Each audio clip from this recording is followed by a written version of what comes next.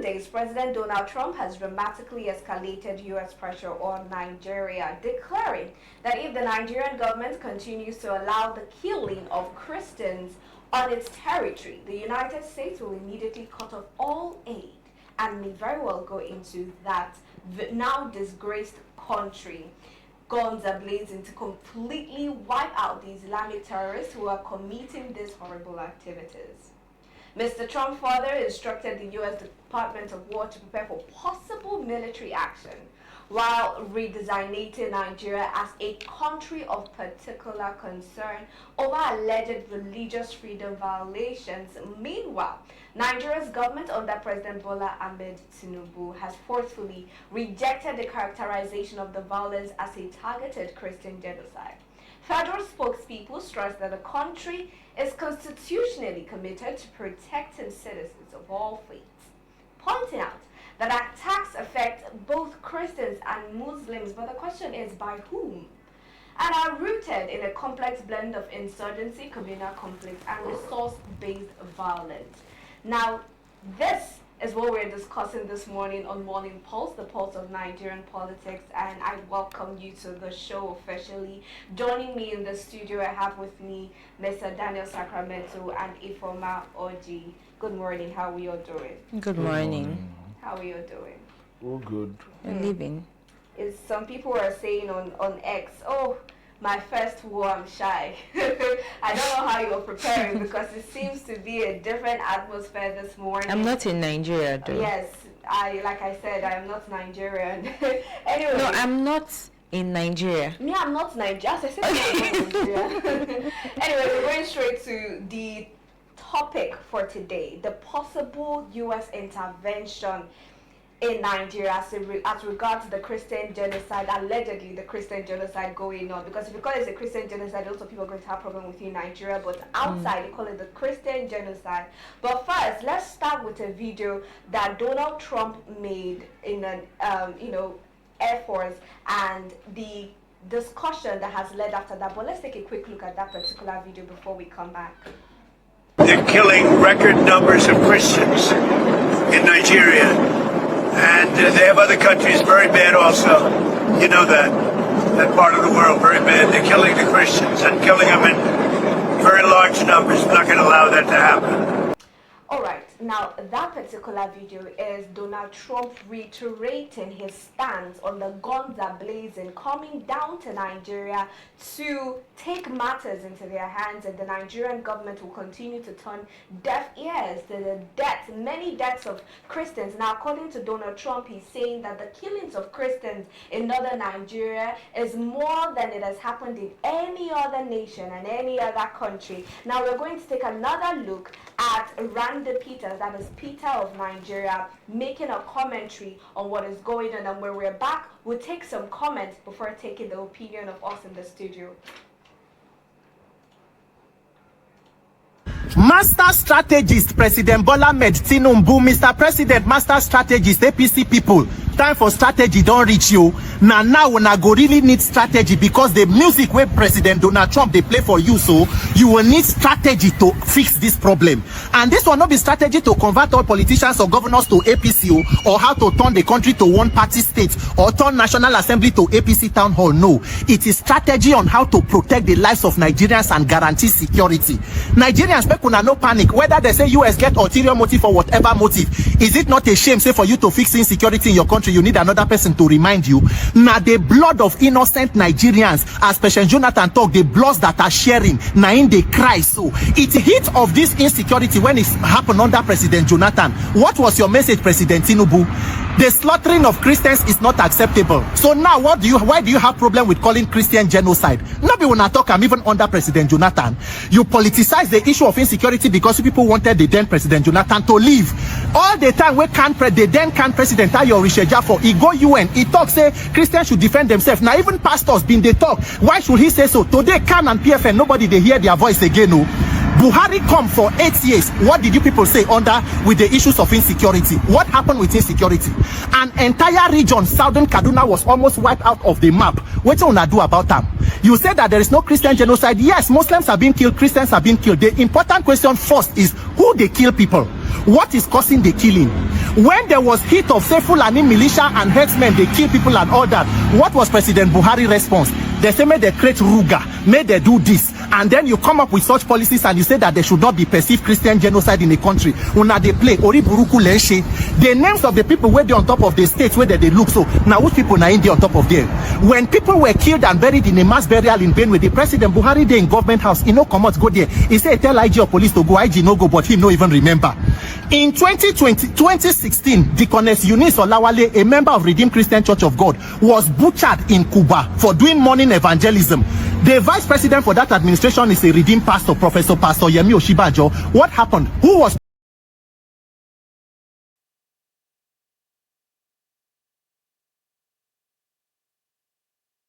that he posted on his official Instagram account, talking about everything going on with Donald Trump coming out to make that very particular speech and statement on his account, and how the Nigerian government have reacted even after that. But before we take the opinion and the thoughts of those in the studio, let us take a look at exactly what you are saying, Nigerians are saying on X. Let's have a look.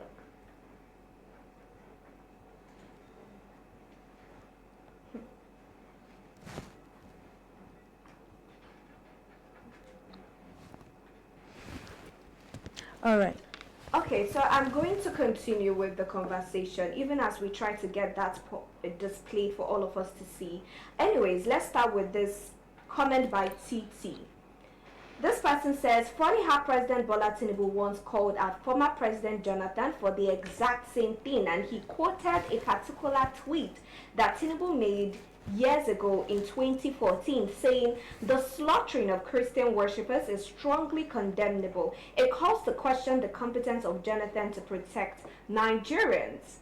Now we move over to what Kashami says. He says, let the geopolitics professionals and intellectuals in Nigeria keep worrying about the bigger picture and how America wants to take over Nigeria, while we worry about ensuring that another child in Yelewata does not get raped and killed by terrorists. We move over to Johnson Agariga, who says the Nigerian government is complicit to the genocide going on in Nigeria. Jihadist terrorists move around freely, and the government even offered them amnesty. Yenny says, I've prayed for times like this. America protecting persecuted Christians is something I lost hope in, but here we are. I love this administration. Now, we're going to take a look at the final comment. Temiloluwa says, he should act fast, Abe. They're about to start stealing from my hard-earned money by January. This person is concerned about tax, but I'm going to take a particular tweet by Riley Murray, who says to the government of Nigeria, also tagging the president of Nigeria, saying, President Trump has provided forewarning. If you do not correct the current state of inaction to stop the killing of our brothers and sisters in Christ in your country, the days of the U.S. looking the other way are over. It will never happen on that the President Donald Trump watch. I urge you to cooperate with us in preventing the atrocity that worsens every day. We want your people to live in peace, all of them, especially Christians. The president has been clear. I would not test his resolve. Many have tried and all have failed. We will not allow the gates of hell to prevail against the faithful. Now, these are the thoughts of many Nigerians and even foreigners on this particular matter. Now, if you take a look at what Donald Trump came out to say, that particular statement, it's quite lengthy, and he came out to, in summary, say that he's going to unleash war on Nigeria, on the Nigerian government, if they do not do what they're supposed to do as per protecting its citizens. Now, first of all, I'm going to start with you, Mr. Daniel Sacramento. Let's talk about this from the very beginning, right? Now, even when Buhari came on board, promising to end insecurity in 6 months, 8 years later, the situation got worse. Now, it worsened. What do you think really went wrong? And I'm asking from the point of view on the complacency of the Nigerian government that a lot of people have been accusing them of. It's been a very unfortunate incident because of the kind of leadership we've been having in this country. You know, this country is a place where we say this, we do the opposite of it. Nigerian religious leaders have caused a lot of issues in this country, fueled by dirty politicians, because you won't call everybody dirty. There are dirty politicians. There are people who unleashed this evil upon Nigerians, you know, because of power, because they want to be in power, because they believe it is their right to be in power. Now, I remember during Jonathan's regime, before he left, there was an imam in a mosque that was arrested because of incitement. What Donald Trump is trying to say is that enough should be enough.